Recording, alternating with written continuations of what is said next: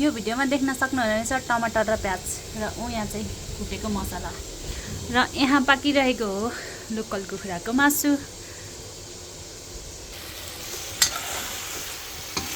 यसरी म चाहिँ आज लोकल कुखुराको मासु बनाउँदै छु।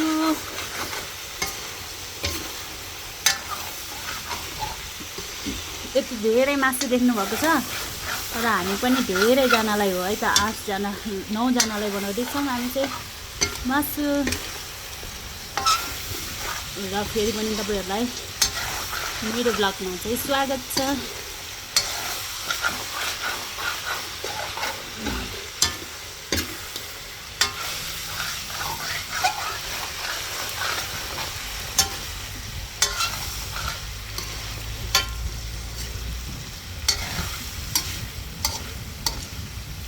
यति धेरै हावा आइरहेछ, कहाँबाट आयो?